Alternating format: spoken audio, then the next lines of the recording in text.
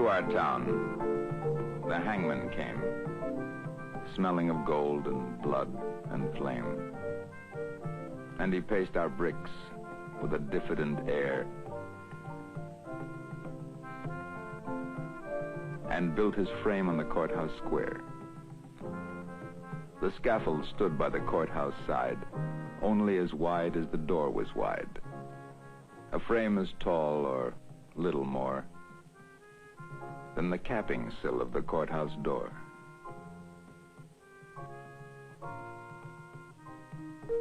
And we wondered, whenever we had the time, who the criminal, what the crime the hangman judged, with a yellow twist of knotted hemp in his busy fist.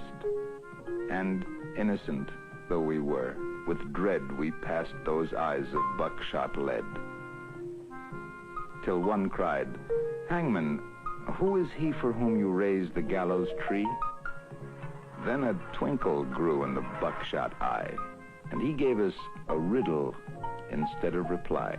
"He who serves me best," said he, "shall earn the rope on the gallows tree."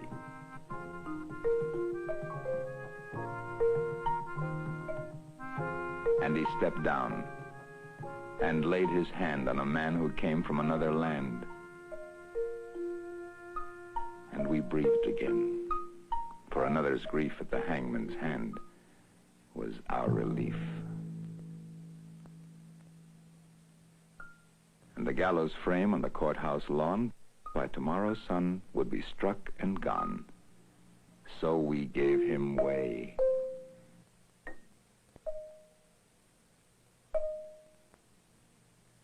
And no one spoke out of respect for his hangman's cloak.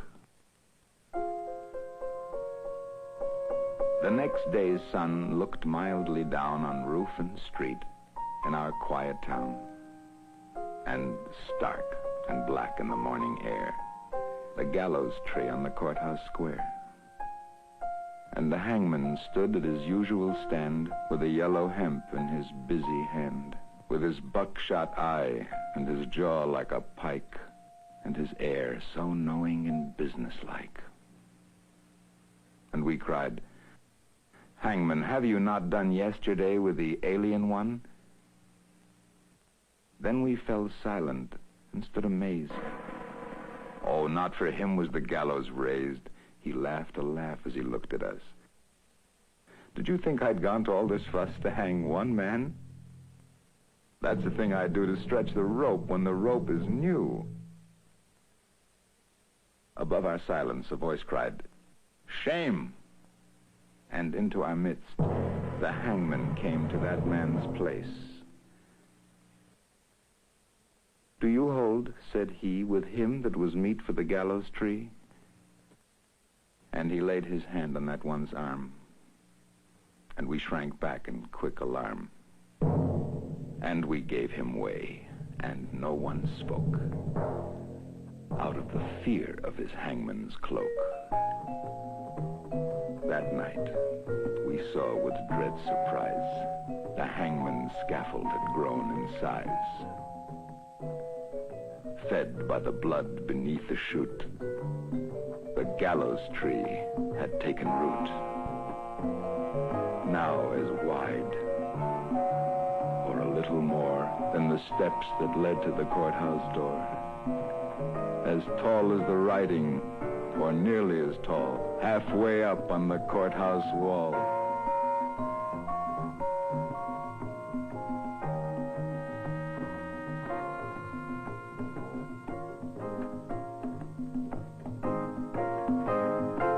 The third he took, we had all heard tell, was a usurer and infidel. "And what," said the hangman, "have you to do with the gallows bound?" And he a Jew. And we cried out, "Is this one he who has served you well and faithfully?" The hangman smiled. "It's a clever scheme to try the strength of the gallows beam." The fourth man's dark, accusing song had scratched our comfort hard and long. And what concern, he gave us back, have you for the doomed and black, the fifth, the sixth? And we cried again, Hangman, Hangman, is this the man? It's a trick, he said, that we hangmen know for easing the trap when the trap springs slow. And so we ceased and asked no more, as the hangman tallied his bloody score. And sun by sun, and night by night, the gallows grew to monstrous height. The wings of the scaffold opened wide, till they covered the square from side to side. And the monster crossbeam, looking down, cast its shadow across the town.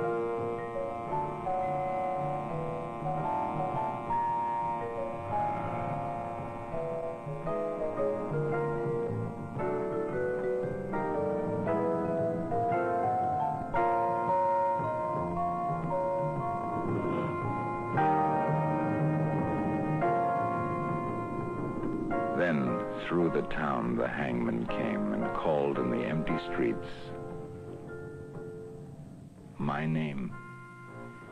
And I looked at the gallows soaring tall and thought, there's no one left at all for hanging, and so he calls to me to help pull down the gallows tree.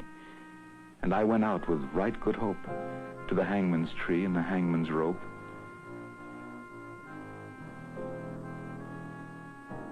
He smiled at me as I came down to the courthouse square,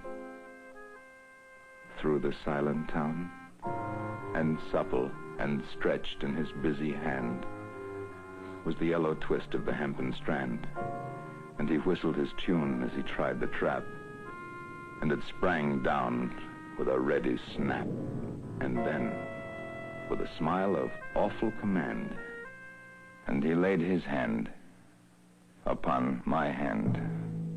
You tricked me, hangman, I shouted then. That your scaffold was built for other men, and I no henchman of yours, I cried. You lied to me, hangman. Foully lied. Then a twinkle grew in the buckshot eye. Lied to you? Tricked you, he said. Not I. For I answered straight. I told you true. The scaffold was raised for none but you. For who has served more faithfully than you?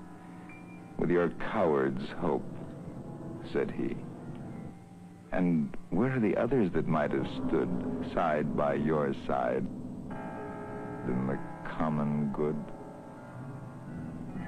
Dead, I answered, and amiably murdered, the hangman corrected me. First the alien, then the Jew. I did no more than you let me do. Beneath the beam that blocked the sky, none had stood so alone as I. And the hangman strapped me, and no voice there cried, stay, for me in the empty square.